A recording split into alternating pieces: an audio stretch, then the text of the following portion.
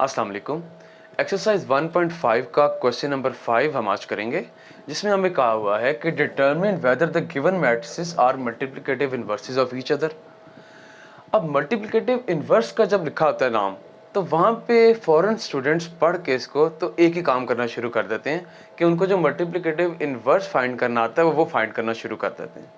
देखें, इस क्वेश्चन में किसी दूसरे लंबे चक्कर में पढ़ने की ज़रूरत नहीं है।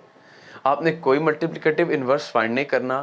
देखिए, मल्टीप्लिकेटिव इन्वर्स होता क्या है? एक ऐसा मैट्रिक्स जिसको ओरिजिनल मैट्रिक्स से मल्टीप्लाई किया जाए तो आंसर आए आइडेंटिटी मैट्रिक्स। तो इसका सिंपल सा ही काम है कि इन दोनों मैट्रिक्स के बारे में अगर हमने पूछा जाए कि दोनों मल्टीप्लिकेटिव इन्वर्स हैं या नहीं, तो इसका तरीका क्या हो सकता है? इन दोनों को मल्टीप्लाई करें।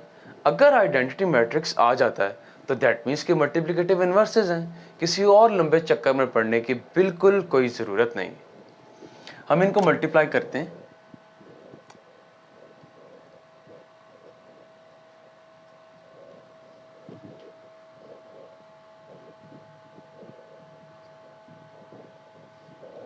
जब इनकी मल्टीप्लिकेशन होगी, एरोस फॉर डायरेक्शन, सबसे पहले फर्स्ट रो जब फर्स्ट कॉलम से मल्टीप्लाई होगी तो 3 7s are 21 प्लस 5 इंटू -4 -20। इसके बाद जब ये रो इस कॉलम से मल्टीप्लाई होगी 3 इंटू -5 -15। इसके बाद 5 इंटू 3 प्लस 15। यहाँ से आगे चलते हैं और सेकंड रो की तरफ आते हैं। जब ये फर्स्ट कॉलम से मल्टीप्लाई होगी 4 7s are 28 और 7 इंटू -4 -28।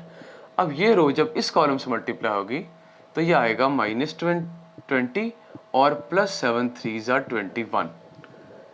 तो जब इसका फाइनल आंसर हम निकालेंगे तो वो आएगा 1 0 0 और 1, और ये तो आ गया आइडेंटिटी मैट्रिक्स के इक्वल। तो इसका मतलब ये है कि ये दोनों मैट्रिसेस मल्टीप्लिकेटिव इन्वर्सेस हैं। देयरफॉर मैट्रिसेस आर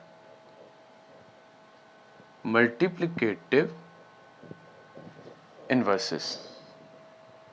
इतना सा काम है और बच्चे खाम में इसको इन्वर्स फाइंड करके अपने लिए मुश्किल बना देते हैं।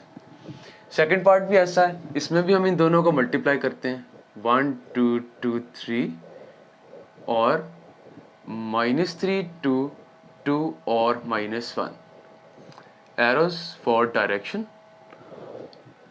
और जब मल्टीप्लिकेशन होगी तो फर्स्ट रो जब फर्स्ट कॉलम से मल्टीप्लाई होगी तो हमारे पास आएगा 1 इंटू -3 और 2 2s are +4। इसके बाद ये रो जब इस कॉलम से मल्टीप्लाई होगी 1 2s are 2 2 इंटू -1 -2।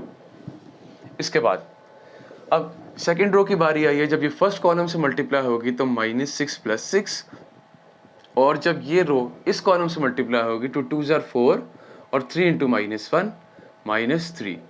तो यहाँ पे इस मैट्रिक्स का आंसर आता है 1 0 0 और 1। तो यहाँ पे भी आइडेंटिटी मैट्रिक्स आ गया।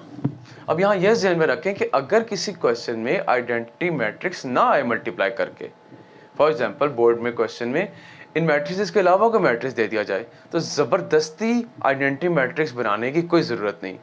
अगर तो खुद ब खुद आइडेंटिटी मैट्रिक्स आ जाता है तो इसका मतलब ये है कि मल्टीप्लिकेटिव इन्वर्सेस हैं, और अगर ना आई दैट मीन्स कि वो इन्वर्सेस नहीं है। तो हम यहाँ लिखेंगे देयरफॉर मैट्रिसेस आर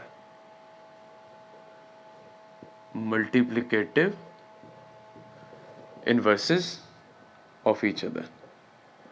तो यही हमारे पास आज का ये 2 पार्ट्स हैं। Thank you.